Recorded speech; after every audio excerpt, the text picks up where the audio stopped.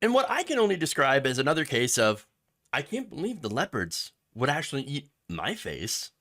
A former Trump campaign attorney, Jenna Ellis, who I've talked about before, was suddenly shocked and chagrined to find out that conservatives are willing to use misogynistic insults at people that they don't like, specifically her. My. Well, say it ain't so. The proud defenders of biological women coming after a woman. Oh, well, she had to have done something, right? She had to have perpetuated some sort of heinous crime against conservative. Perhaps Jenna Ellis became woke. Is that what happened? No. Here's the thing about this. She's actually done literally nothing to offend her own side. I'm not kidding. Apparently, people who are very, very pro-Trump, MAGA people, are mad at her for not coming out strong enough for Donald Trump. So, Jenna Ellis, so let's go back here. We know that Ron DeSantis hasn't jumped into the race yet, but there's been a lot of discussion about that, and there's been a lot of people that have, basically divided themselves into camps. There are people that are, again, like Laura Loomer, who are very, very pro-Trump, and then there are other people, a lot of establishment folks that are very, very pro-Ron DeSantis. So where's Jenna Ellis? She hasn't picked a side. Ellis has said nice things about Trump and DeSantis, and has not expressed a preference for either candidate. Now, apparently, though, if you have not chosen a side, that means you've chosen a side. Damned if you do, damned if you don't, I guess. Here's what she wrote after receiving some criticism for actually not doing anything, not saying anything about Trump or DeSantis that's bad. She said, I was called a lot of things and had a lot of leftist hit pieces trying to destroy my credibility while I represented Trump. But I never saw a media outlet or journo use the blatant sexism and vulgarity that MAGA influencers do now. And I don't even work for DeSantis. You don't say. Oh, man. MAGA chuds being misogynistic? Being sexist and vulgar towards you? I couldn't imagine. I couldn't imagine at all. Really? Wow.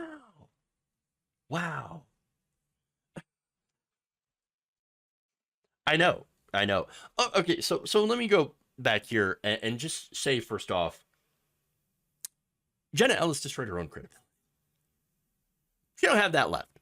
She ain't got no credibility to destroy.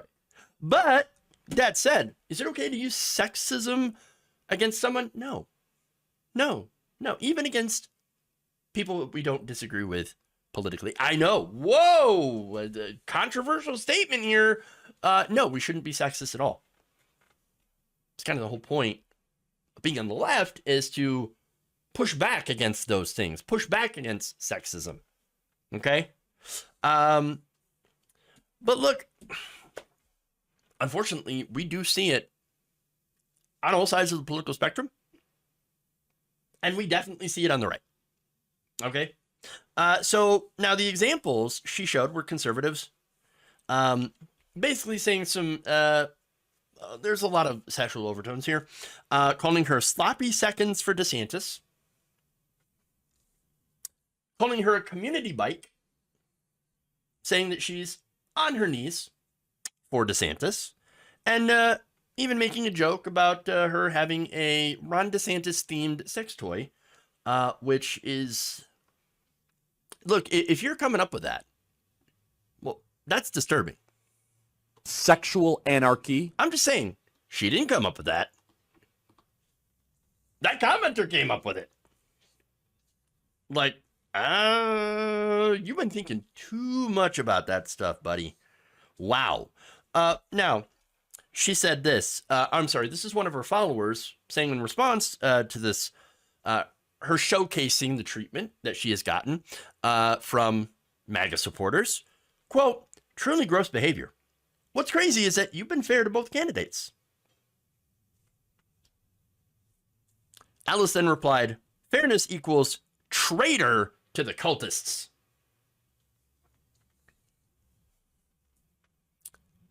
Hey, look, she ain't wrong. This entire situation is super ironic. Super ironic. Okay. Again, correct that they're cultists.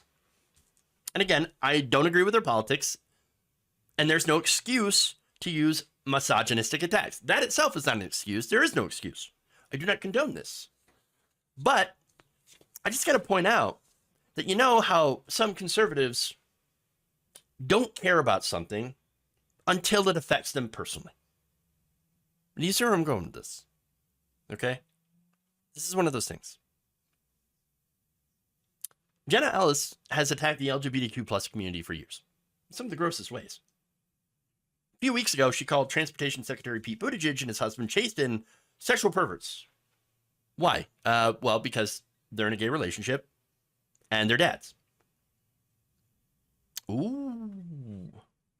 Look, I'm not a Mayor Pete stan by any sense of the imagination, okay? But there is one thing that I will always do, whether I agree with them or not. I will always stand up against homophobic attacks. I will always stand up against transphobia. I will always stand up against misogyny. And look, this is why I will stand up against the misogynistic attacks against Jenna Ellis. I don't agree with her. And again, I will always know Jenna Ellis as a woman who got farted on by Rudy Giuliani, because that is funny. It's hilarious. But I will not attack someone for inherent characteristics. If you're going to attack people on how, well, for example, how they treat other people, because that is something that they have control of. And as far as Jenna Ellis is concerned, she has attacked people for inherent differences. Again, the LGBTQ plus community. She had once linked an article about Stonewall, cited the most legendary LGBTQ plus protest in U.S. history, led by a trans woman, by the way, being made a national monument, and wrote this, quote, a national monument to our open embrace and celebration of sin. She also told people that they should vote for Donald Trump because of his opposition to equality for LGBTQ plus folks. Remember Donald Trump supposed to be the most LGBTQ friendly president? Not so. Not so. So what this is an illustration of is basically seeing her years of attacking people for inherent differences in the most grossest ways coming back to haunt her. I do not think that this is an accident. I don't think it's right. I'm just pointing out that what goes around, what goes around has a habit of eventually coming around.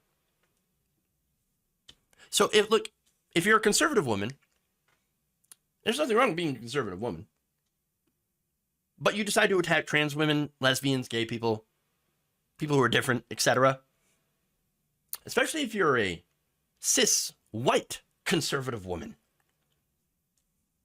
and you think that because you're cis white, that you are not going to be attacked, that you are going to be safe from misogyny. Let me tell you, think again. Because it is only a matter of time before the leopards come for your face.